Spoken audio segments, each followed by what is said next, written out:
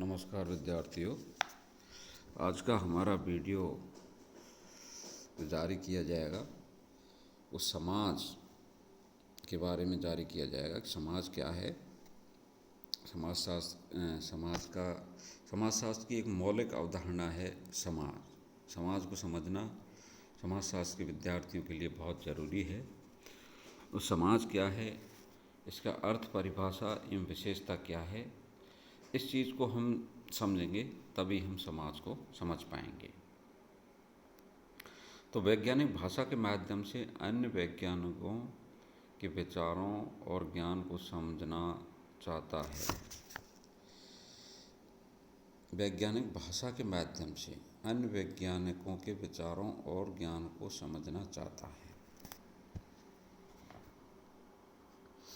ये तभी संभव हो सकता है जब सभी वैज्ञानिक उपयोग की जाने वाली भाषा, विशेष रूप से शब्दावली का प्रयोग एक सुनिश्चित, स्पष्ट और सीमित अर्थ में करें। इसके लिए आवश्यक है कि वे अवधारणाएं जो सामान्य बोलचाल में काम में ली जाती हैं, उनके अर्थ को संबंधित विज्ञान के संदर्भ में समझें। समाजशास्त्र की पुस्तकों को पढ़ते समय ऐसे अनेक शब्दों को हम पाएंगे जो सामान्य बोलचाल के हैं, जैसे समाज, समूह, समुदाय, परिवार, विवाह आदि। समाजशास्त्र विषय को समझने के लिए आवश्यक है कि हमें इस विषय से संबंधित मूल अवधारणाओं का पूर्ण ज्ञान हो। इसी उद्देश्य की पूर्ति के लिए समाजशास्त्र की कुछ प्रमुख मौलिक अवधारणाओं समाज, सामाजिक संरचना, समुदाय, संस्कृति, परिस्थिति, भूमिका और सामाजिक समूह आदि का क्रम से अग्रलिखित अध्याय में अर्थ, परिभाषा, विशेषता आदि की विवेचना प्रस्तुत है। सोसाइटी, समाज का सामान्य अर्थ, जनरल मीनिंग ऑफ सोसाइटी। समाज शब्द का प्रयोग साधारण बोलचाल की भाषा में खूब किया जाता है। सामान्य बोलचाल तथा समाजशास्त्र में इसका अर्थ भिन्न भिन्न है। समाज शब्द का प्रयोग साधारणतः व्यक्तियों के समूह के रूप में किया जाता है। ब्रह्म समाज, आर्य समाज, हिंदू समाज, जैन समाज, महिला समाज आदि रूपों में इस शब्द का प्रयोग होता है। समाज शब्द का प्रयोग विभिन्न सामाजिक विज्ञानों, सामाजिक मानवशास्त्र, अर्थशास्त्र, राजनीति शास्त्र और राजनीति विज्ञान आदि में अलग अलग अर्थों में किया जाता है। सामाजिक मानवशास्त्र में जनजातियों को आदिम समाजों से संबोधित किया गया है। राजनीति विज्ञान में समाज से तात्पर्य व्यक्तियों के समूह से है, तो अर्थशास्त्र में समाज का अर्थ व्यक्तियों का वह समूह जिसमें परस्पर आर्थिक क्रियाएं होती हैं। एक शब्द के अनेक अर्थ होने के कारण सामाजिक विज्ञानों में मूल अवधारणाओं का विशेष अध्ययन किया जाता है।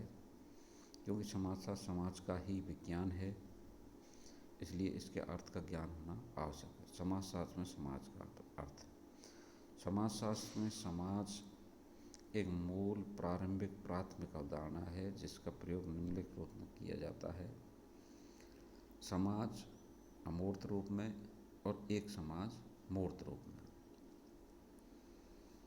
पहले हम समाज अवधारणा की विवेचना करेंगे, बाद में एक समाज की अवधारणा की विवेचना करेंगे, अंत में दोनों अवधारणा की तुलना करेंगे।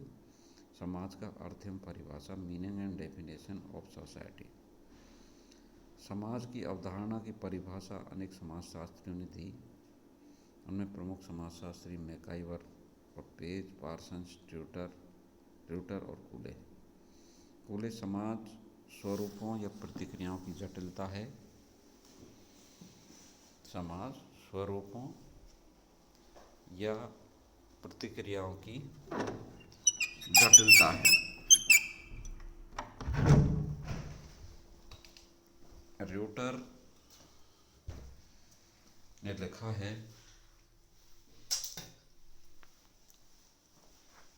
समाज एक अमूर्त शब्द है जो उसके समूह के सदस्यों में तथा उसके बीच पारस्परिक संबंधों की जटिलता का बोध कराता है। समाज एक अमूर्त शब्द है जो समूह के सदस्यों में तथा उनके बीच पारस्परिक संबंधों की जटिलता का बोध कराता है। पार्सन्स, समाज को उन संपूर्ण मानव संबंधों की जटिलता के रूप में परिभाषित किया जा सकता है जो यथार्थ अथवा प्रतीकात्मक साधन शायद की क्रिया से उत्पन्न होते हैं।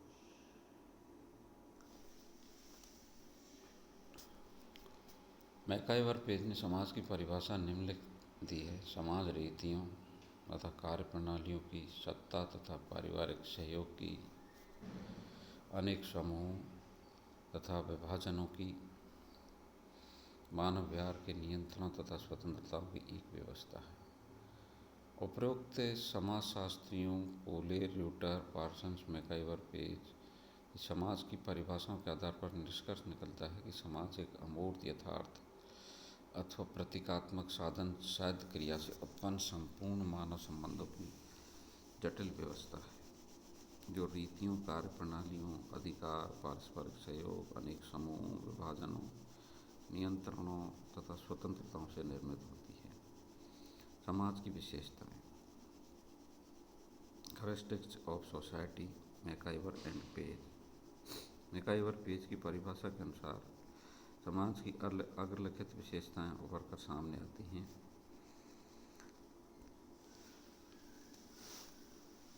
पहला है रीतियां, यूजेज। दूसरी विशेषता है कार्य प्रणालियां। तीसरी है सत्ता। चौथा है पारस्परिक सहायता। पांचवा समूह और विभाजन। छठा मानव व्यवहार का नियंत्रण। और सातवां स्वतंत्रता। यूजेज। प्रत्येक समाज में मान्यता प्राप्त रीतियां होती हैं। रीतियों के अनुसार प्रत्येक सदस्य अपने लक्ष्यों की प्राप्ति के लिए क्रिया करते हैं। व्यक्ति अपनी विभिन्न आवश्यकताओं की पूर्ति के लिए इन्हीं रीतियों के अनुसार सामाजिक संबंध स्थापित करता है। पति पत्नी, माता पिता, भाई बहन, पिता पुत्र, मित्र, पड़ोसी आदि रीतियों के अनुसार परस्पर अंतःक्रिया करते हैं और सामाजिक संबंध स्थापित करते हैं। कार्य प्रणाली, प्रोसीड्यूर।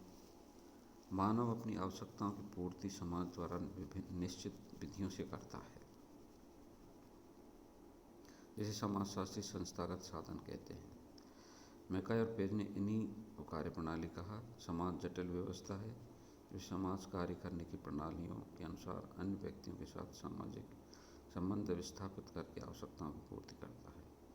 ये कार्य प्रणालियाँ विभिन्न प्रकार की हो सकती हैं, लेकिन कोई भी समाज कार्य प्रणाली के बिना अपना अस्तित्व बनाए नहीं रख सकता। कार्य प्रणालियाँ समाज को संगठित, व्यवस्थित, नियंत्रित और संतुलित रखती हैं। सत्ता, ऑथोरिटी। समाज के सदस्यों द्वारा अगर कार्य प्रणालियों का उल्लंघन किया जाता है तो उन्हें रोकने तथा दंड देने के लिए सत्ता का होना आवश्यक है।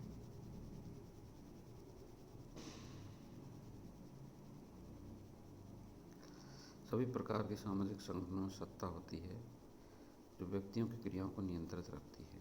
परिवार में यह सत्ता परिवार के सबसे बड़े पुरुष के पास होती है। वार्ड में वार्ड पंच, ग्राम में ग्राम पंच, जाति में जाति पंच, पंचायत में सरपंच, जिले में जिलाधिकारी। भारत के स्तर पर राष्ट्रपति के पास सर्वोच्च सत्ता होती है। सत्ता सभी समाजों में होती है। पारस्परिक सहायता, म्यूचुअल एड। समाज सामाजिक संबंधों का जाल है। ये जाल तभी बनता है जब अनेक सदस्य परस्पर एक दूसरे की मदद करते हैं। व्यक्ति परस्पर आवश्यकताओं की पूर्ति के लिए एक दूसरे की सहायता करते हैं।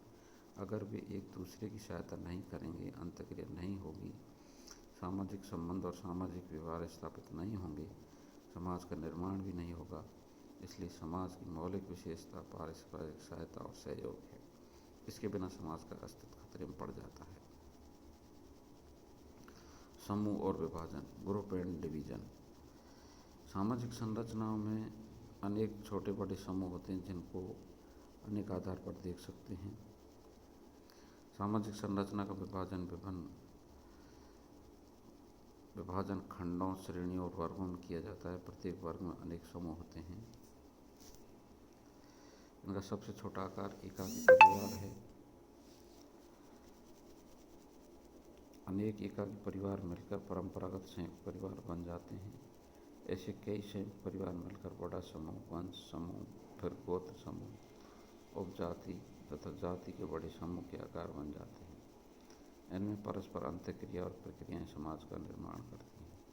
इसलिए ये समूह और विभाजन की विशेषता समाज की महत्वपूर्ण विशेषता है। मानव व्यवहार का नियंत्रण, कंट्रोल और ह्यूमन बिहेवियर। समाज को व्यवस्थित बने रहने के लिए सामाजिक नियंत्रण एक संतुलन शक्ति की भूमिका निभाता है। अगर व्यवहार पर नियंत्रण नहीं रखा जाए तो प्रत्येक सदस्य मनमाने तरीके से व्यवहार करेगा। सारे समाज में अनियमितता और अव्यवस्था फैल जाएगी जो समाज के अस्तित्व को ही मिटा देगी। समाज में सभी सदस्य एक दूसरे से व्यवहारों की अपेक्षा करते हैं। सभी पूर्ण रूप से अपेक्षित व्यवहार नहीं कर पाते। वास्तविक व्यवहार और अपेक्षित व्यवहार का अंतर कम होना चाहिए, तब तो समाज बना रह सकता है। अगर ये अंतर अधिक होगा तो सामाजिक संबंध विकटित हो जाएंगे। इस अंतर को कम करने के लिए आवश्यक है कि व्यवस्था मानव व्यवहारों पर नियंत्रण रखे। जनरीति, प्रथा, परंपरा, जनमत, कानून, धर्म, शिक्षा, नैतिकता आदि मानव व्यवहार को नियंत्रित करते हैं। इसके अभाव में समाज का अस्तित्व अधिक समय तक बना नहीं रह सकता। स्वतंत्रता, लिबर्टी। मैकॉय और पेज के अनुसार समाज में नियंत्रण के साथ साथ सदस्यों के व्यवहार में स्वतंत्रता का प्रावधान भी होता है।